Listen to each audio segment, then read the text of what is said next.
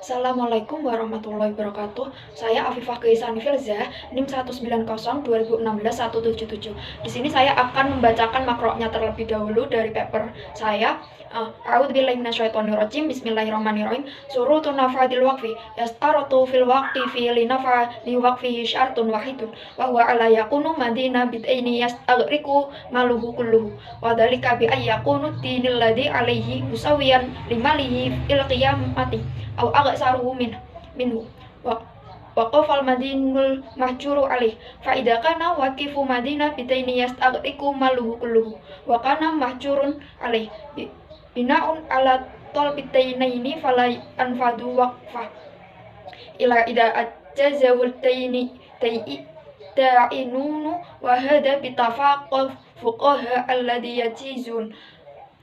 yajizuna hajaru ala madini bisa bebitin, yang artinya itu syarat-syarat wakaf agar penangguhannya menjadi efektif. Maka adapun agar wakaf menjadi efektif diperlukan satu syarat dari pemberi wakaf, yaitu bahwa pemberi wakaf tidak boleh berhutang untuk hutang yang terjadi.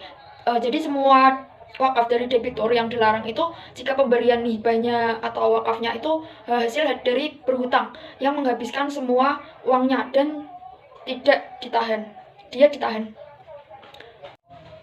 Jadi itu artinya begini. Jadi syarat-syarat agar penangguhan menjadi efektif, maka agar wakaf menjadi efektif diperlukan satu syarat dari pemberian wakaf, yaitu bahwa ia tidak boleh berhutang untuk hutang yang terjadi. Nah, jadi jika dia berhutang, maka dia tidak boleh berhutang lagi. Nah, semua uangnya, sehingga hutang yang dia pinjam sama dengan nilai uangnya. Nah, atau lebih dari itu. Wakaf dari debitur yang dilarang jika pemberian hibah berhutang yang menghabiskan semua uangnya dan dia ditahan. Nah, berdasarkan permintaan kreditur, maka wakafnya tidak dilaksanakan kecuali jika kreditur mengizinkannya.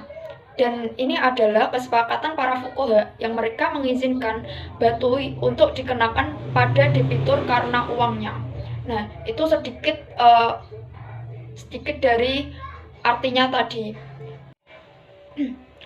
Selanjutnya saya akan membahas tentang bahwa harta yang bisa diwakafkan itu juga memiliki syarat-syarat. Adapun syarat-syarat harta yang diwakafkan, yang bisa diwakafkan, itu yang pertama, harta wakaf itu harta yang mempunyai nilai atau ada harganya. Yang kedua, harta wakaf, harta yang bisa diwakafkan itu jelas bentuknya.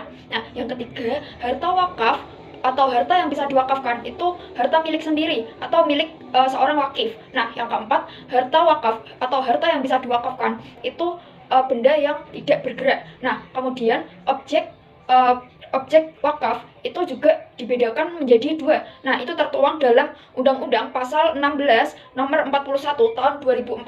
Nah, di sini ada harta benda bergerak dan harta benda yang tidak bergerak. Nah, adapun harta benda bergerak itu juga dibedakan, yaitu wakaf benda bergerak selain uang dan wakaf benda bergerak berupa uang. Nah, kemudian wakaf bergerak selain uang juga dibedakan. Nah, wakaf bergerak selain uang itu dibedakan menjadi dua, yaitu benda bergerak karena sifatnya yang dapat dipindahkan, dan benda bergerak karena dinyatakan dalam undang-undang bahwa benda itu benda bergerak. Nah, kemudian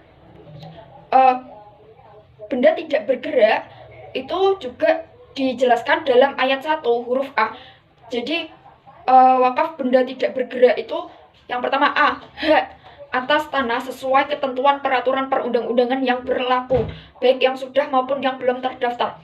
Yang B, bangunan atau bagian bangunan yang terdiri atas tanah sebagaimana dimaksud pada huruf A. Nah, yang C itu tanaman dan benda lain yang berkaitan dengan tanah. Yang D itu hak milik atas satuan rumah susun sesuai dengan ketentuan peraturan perundang-undangan yang berlaku.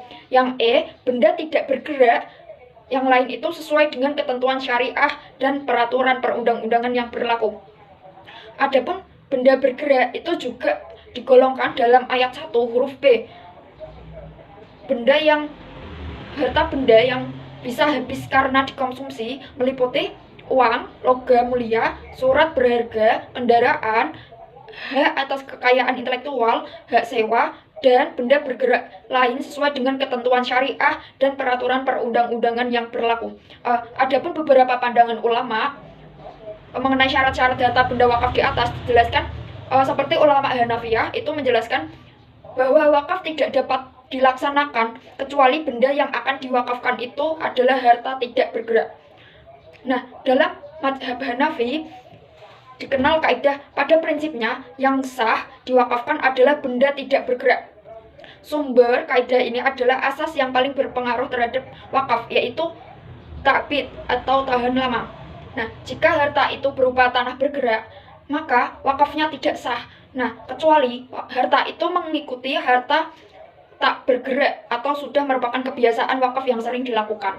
Nah, kemudian menurut ulama yang mengikuti Imam Syafi'i berpendapat bahwa barang yang diwakafkan haruslah barang yang kekal manfaatnya, baik tak bergerak, barang bergerak maupun barang kongsi atau milik bersama. Nah, bahkan ulama Malikiyah itu juga menambahkan bahwa wakaf dari sesuatu yang bermanfaat itu sah hukumnya.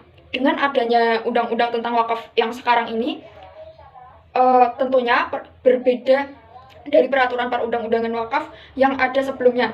Nah, jadi ruang lingkup wakaf selama ini hanya terbatas pada wakaf tanah milik yang merupakan benda tidak bergerak. Akan tetapi dengan adanya undang-undang ini membagi benda wakaf menjangkau terhadap benda tidak bergerak dan benda bergerak.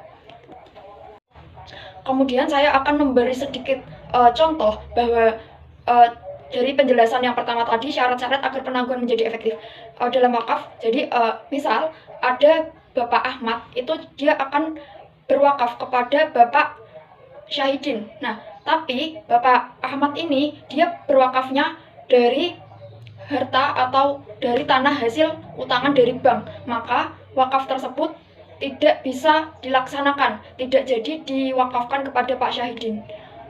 Seperti itu mungkin penjelasan dari saya. Mungkin cukup sekian penjelasan dari saya. Apabila ada kesalahan mohon dimaafkan. Wabillahi taufiq wal hidayah. Wassalamualaikum warahmatullahi wabarakatuh.